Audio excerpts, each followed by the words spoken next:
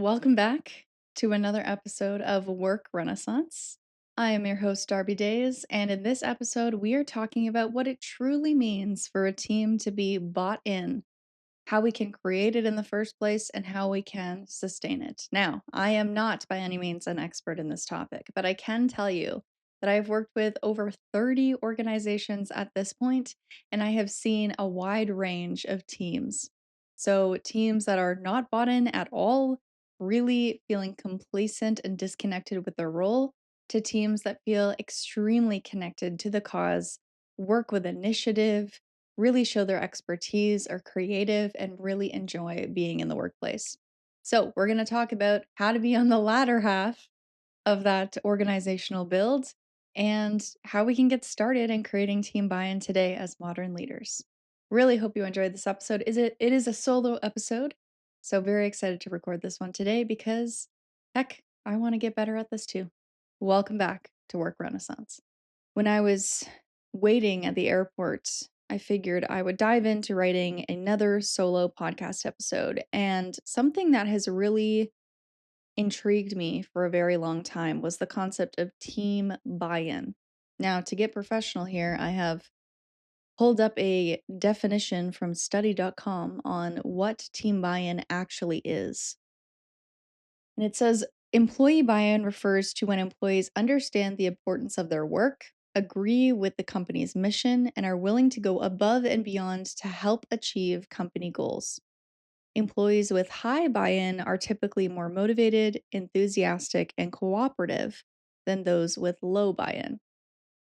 Now, on a employee level, I know what that feels like. I can think of organizations that I've worked for where it's a joy to log in every morning. I'm really excited by the projects that I'm working on. I feel really connected to the founder and the mission of the company.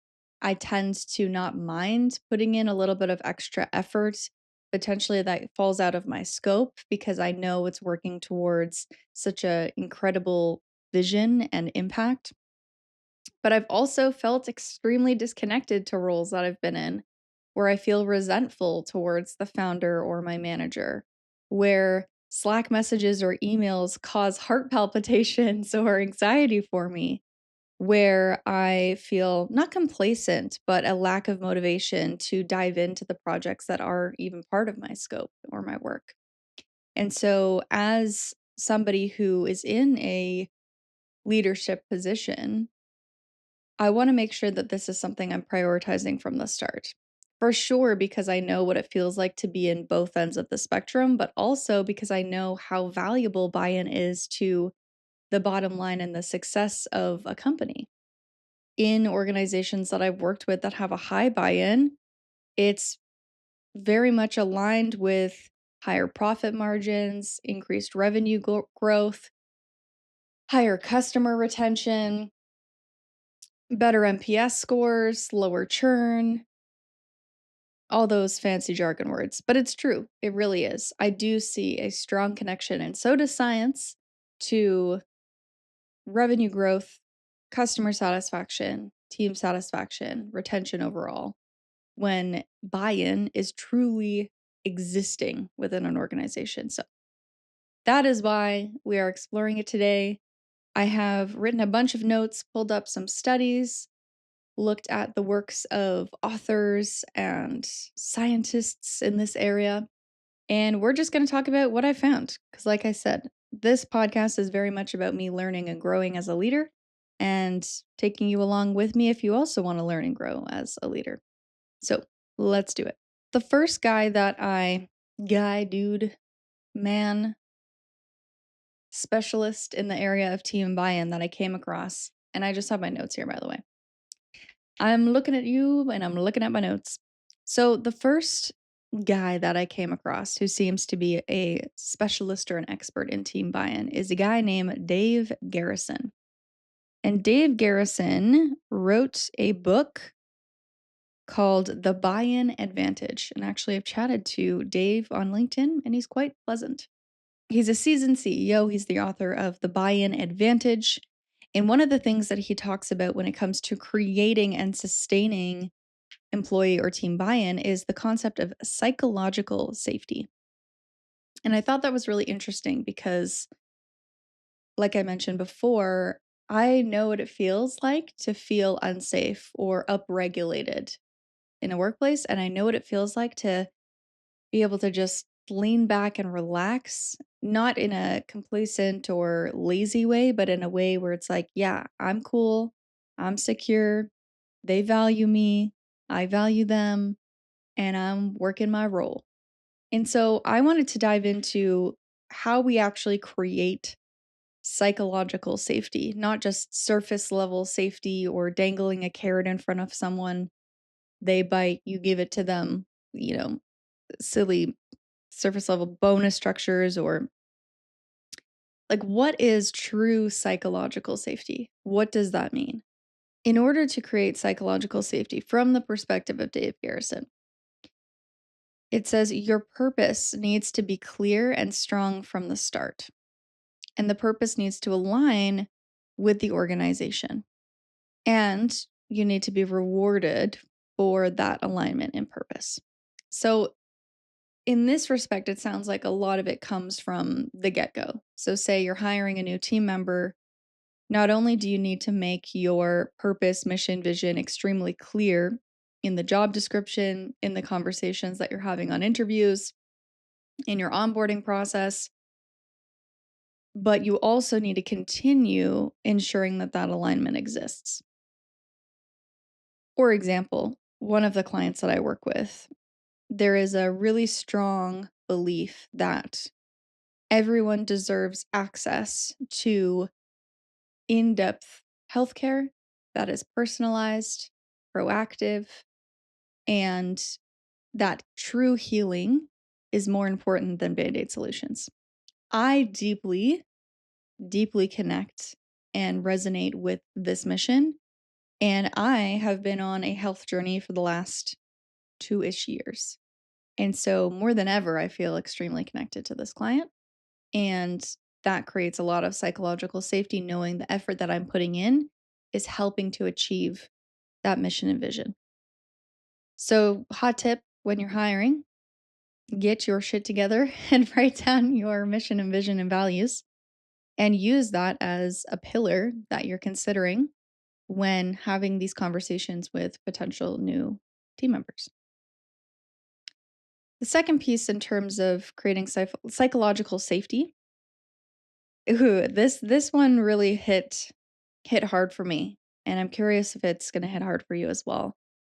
The concept of being seen as a human, not being seen as a human doing. So the understanding of them as a person and care as the foundation versus seeing them as a role or a portion of productivity towards business goals. This is really fascinating, and it's something that I immediately was like, oof, I could get better at this. Not that I consciously am trying to look at team members and managers and founders as production machines, but it can be really easy to hyper focus on trying to achieve an outcome and not. Sorry, my cat is playing with a ball, and so she just hit on my door. I'm not sure if you could hear that. But this concept of every person within a team has a role. Everyone's working towards achieving these goals, hitting KPIs, meeting deadlines. But if we only see the people within our team as these workhorses working to achieve XYZ number, it can feel really disconnecting and disheartening for the team. And so I found that the managers and the leaders who check in with me, and not in a therapist kind of way, but just a quick check in during meetings, talking about personal wins at the top of calls, when they sense something's off, making space to have a conversation, And again, not in correlation to getting the job done, but in connection to, hey, you're a human that I care about and I want to make sure you're okay.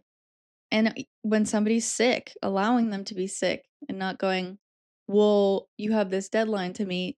So how are you going to do that now? This belief and trust in the person to get the job done, and then this foundational care for them.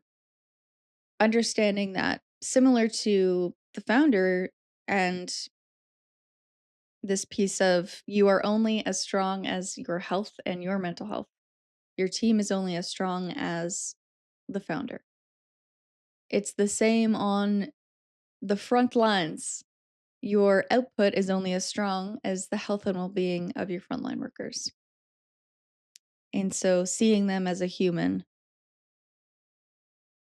can be really helpful, not only in achieving your goals, but in creating that team buy-in. I thought that was really interesting. So the last piece that came up in my research in creating psychological safety within teams as a portion of team buy-in is the concept of vulnerability within the leadership team to actually create security. And I wrote a note here, your voice is truly being heard, autonomous creation, mirroring and humbling questions with questions and feedback. Now, when I had a conversation with Dr. J.J. Peterson on Work Renaissance previously, he talked about how vulnerability can be done incorrectly so easily. And it's not about being vulnerable for things that you are supposed to be an expert in or supposed to be a calm, grounding force in, but being vulnerable in a way that empowers your team, encourages people to take positive action. And actually, when I was prepping for my 2026 re-entrance into the workplaces that I work with, one of the things that I've been trying to improve on is leading a room. And there is a concept that I learned called emotional sequencing. And emotional sequencing means when you choose to process emotions versus when you choose to hold them. And thinking of every room that you're in as a container and asking yourself, what does this container need from me right now? Oftentimes, it's not emotional processing, aka it is not breaking down in front of your team and telling them how stressed you are and overwhelmed and how you just can't do this anymore. It's actually holding the space, being calm, grounded, creating space for vulnerability, talking about past experiences that you've already overcome to help create empathy between you and your team members. But emotional processing will likely happen afterwards with a glass of wine, with your partner, with your therapist. Shout out to my new therapist that I'm going to see in a couple of weeks. But that is something I struggled with last year, actually, as a leader, is bringing things up at the wrong place with the wrong people, not seeing my true role within my container. And so what I believe to be true about vulnerability is it's really important, but we have to be strategic about the type of vulnerability we're choosing to use. And it's not about making it about us, but it's about using vulnerability as a strategy to create openness and safety, that psychological safety piece within our teams. So I thought that was really interesting because it seems to be a term or a concept that keeps coming up again and again as I learn. So, piece 1 in creating team buy-in, from what I understand, is psychological safety. Moving on to piece 2, or bucket 2. And again, there's probably more than 3 buckets, but for the purposes of this episode, I didn't create them. I categorized them into 3 buckets. This one's a juicy one. Team involvement and collaboration as a primary responsibility. Yours, not theirs. And I created 3 sub buckets underneath this bucket to explain what that actually means. And this actually came up in a team that I'm working with. We did feedback sessions. I love feedback sessions, and not me giving them feedback. It's like we do a rosebud thorn. I learned this from Mischief Makers, who's an incredible organization I've had the pleasure of working with for the last year or so. They're a beautiful org dev company, do a lot of leadership development, team bonding exercises. And Rosebud Thorn is a feedback exercise where you share, you do a little bit of solo work, you share some reflection for yourself and reflection for team members. Rose is what they're doing really well, what they're an expert in, what they're thriving at. Bud is an area of opportunity or something you see them growing in. And then Thorn, although I like to say root, Thorn is something that they're struggling with, they need to improve on to go to the next level of their role. I like to say root because to me, Thorn is just this prickly thing that's annoying and not helpful. But Thorn or root is something that when nurtured, it can really grow and create a super strong foundation for a person. But oftentimes roots can get circular and entangled in one another. And so we need to prune the roots to make sure that they're healthy and they're able to shoot down into the ground. I have a plant. I have a very brown thumb, and I'm trying to learn how to take care of this plant, by which my husband and I have named Pamela. It's a pomegranate tree that actually Mischief Makers gifted to us, a ornamental pomegranate tree. Anyways, so then I decided to change thorn into root. So rosebud root. So we did this feedback session, and it was absolutely phenomenal. But one of the pieces of feedback that I got from my team members is we are so hungry to help and so hungry to collaborate with you. And oftentimes you hold a lot of the responsibility and you hold a lot of the stress. And if you just let us in and gave more to us, we would actually enjoy that more because it would make you less stressed and it would make us feel like we had a stronger piece within the business. And that was such a eureka for me. And so another one of my sticky notes that I have in preparing for 2026 is overextending is not care. And so asking myself, is this mine to hold? Where does this sit on my priority list? How do I best communicate the who, the when, and the why? So this concept of creating team involvement and collaboration as a primary responsibility for the leader, for us, is really exciting to me. And diving into those sub buckets, the first piece of this in creating team involvement is celebration. Oftentimes I feel leaders celebrate the team members without knowing what they actually or how they actually want to be celebrated. So maybe they throw money at them or maybe they celebrate them on Slack. But a key piece in creating buy-in through team involvement is asking them how they want to be celebrated and rewarded and making an effort to align your actions to this. For example, some people are not really motivated by money, or some people really are. Some people want access. I know for me, gaining access to rooms with people who inspire me or know more about certain things that I want to learn more about is way more motivating and exciting to me as a celebration opportunity than money, oftentimes. Celebration, number one. So asking how they want to be celebrated, making sure that your efforts align to what they have expressed to you. Now, obviously, if you have a massive team, it's a lot more difficult. And so it's about empowering your department managers and the leaders within the subgroups within your organization, making sure that that's super clear. And this could be part of onboarding as well, I assume. How do you like to be celebrated? What's really important for you in areas of growth over the next couple of years? And using that as a way to celebrate your people. Sub bucket number 2 is collaboration on projects and initiatives. So that goes back to, I guess, what came up for me in that feedback session. Approaching projects or outcomes, not in the, here's my great idea, what do you think of it? But more in the, here's a problem that we're facing. Here's the ideal outcome that we would like as a leadership team. What are your thoughts? How would you approach this? What considerations do we need to have in executing this? this piece of asking them follow-up questions, getting them to do the 80%, and you do the 20%, which I thought was really fascinating. It's so easy to do this as well when you're burnt out and overstretched as a leader. It's just like, I need this off of my plate. Can you please help me? Here's what I need. This is how you do it."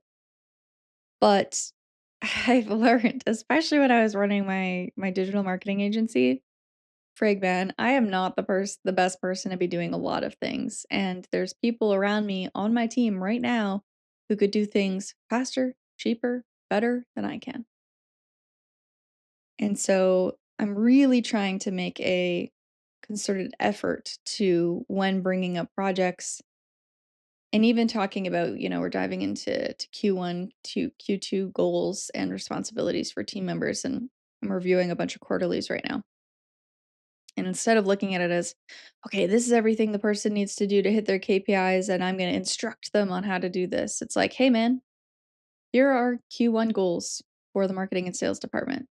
Here are the high level things that I'm thinking about.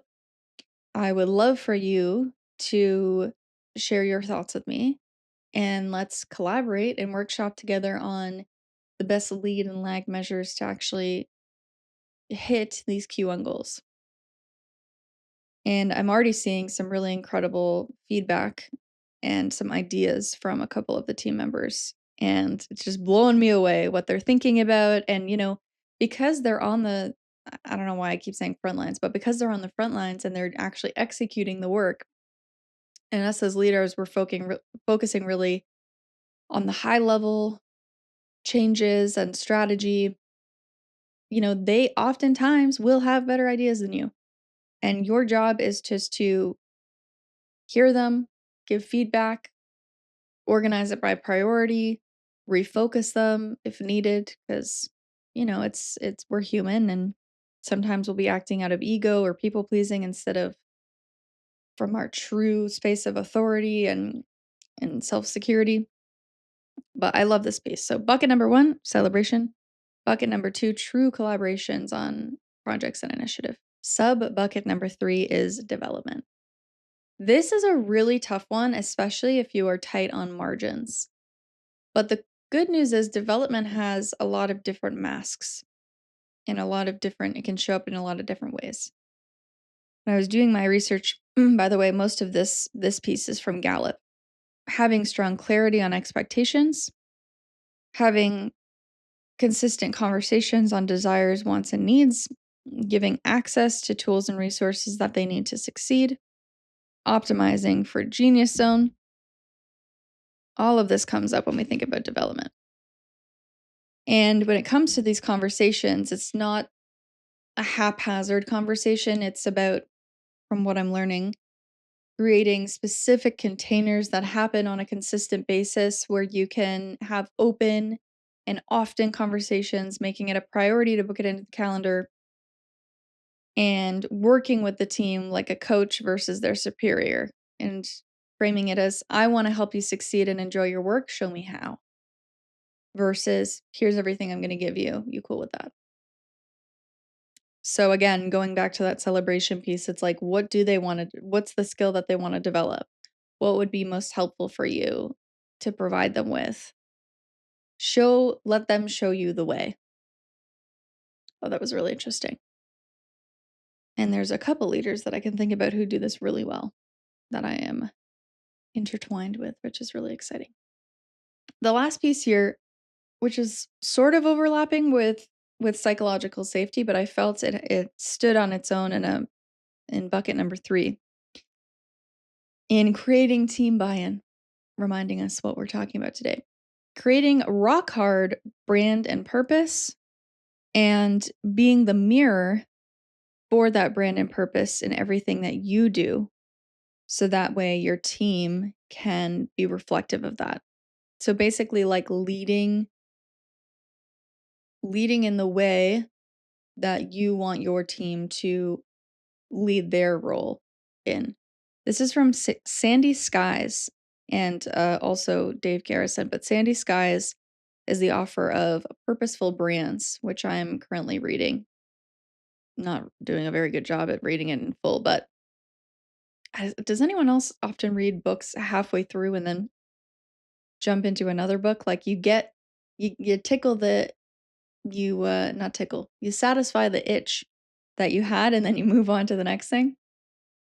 Anyway, Sandy talks a lot about how oftentimes leaders will have this mission and vision and values, and they'll have an external one and then they'll have an internal one, but then they won't actually live and breathe the values themselves. They just kind of like assert it on to the team members and say, you have to follow these things, but then they fall out in their behaviors of alignment with the brand and the purpose. But then they get pissed off when their team isn't acting in a way that's company appropriate, considering the mission and vision and values. And it's like, well, duh, you're not doing it yourself. And there's a couple of leaders that I've worked with that are so guilty of this. And I'm guilty of it too. For example, if one of your values is self-care and making space for rest, as it's just as important to high-level execution than any other piece of work that you're doing, but then you create a culture where you're burning out and you're working on weekends and you're staying up late, how is that living and breathing the mission and vision and values that you created for your company?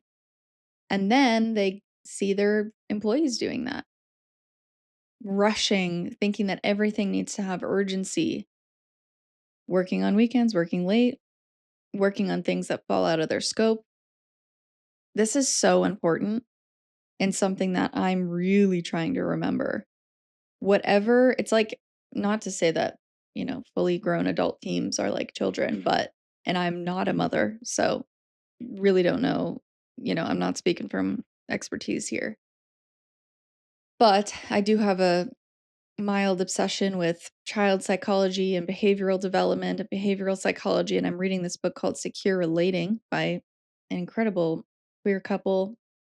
Gosh, their names are, I'm blanking on their names, but they're absolutely amazing. One of them, I believe, is a clinical psychologist, and one of them's a clinical social worker.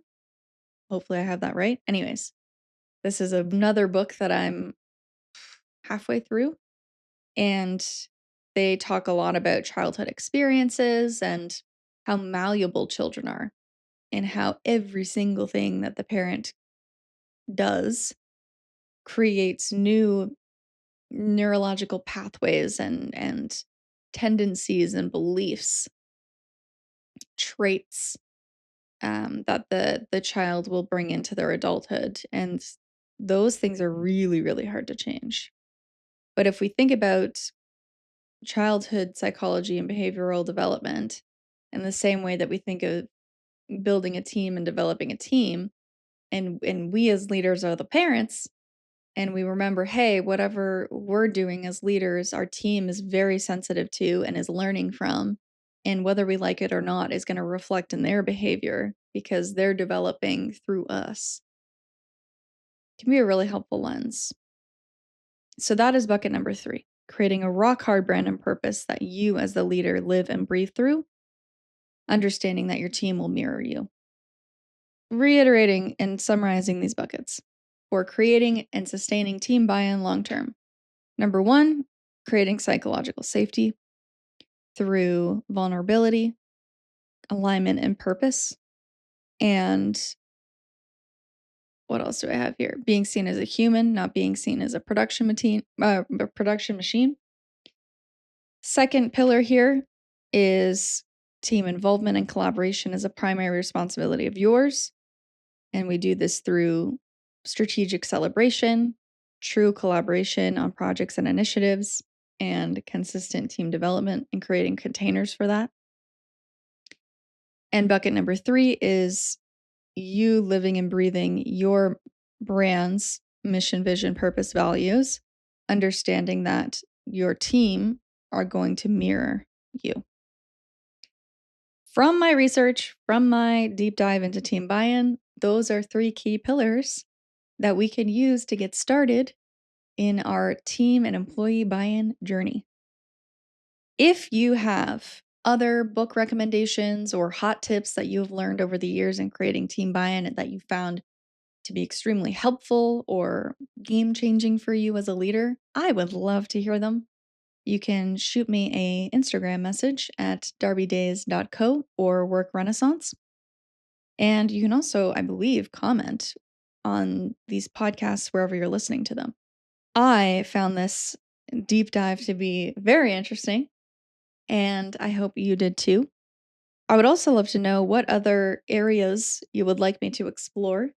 I have a few topics up my sleeve, a couple, obviously a massive list of guests that I would like to interview, but looking into these, if we were to call them deep dive sessions for these solo episodes, if you want me to explore something in particular that you think many a modern leader could improve on, please let me know. Otherwise, thank you for tuning in to Work Renaissance. Please give this podcast a 5-star rating. It really helps a girl out. Share the episode with other leaders that you feel really need to hear this right now. And I look forward to seeing you in the next episode. Ta ta for now.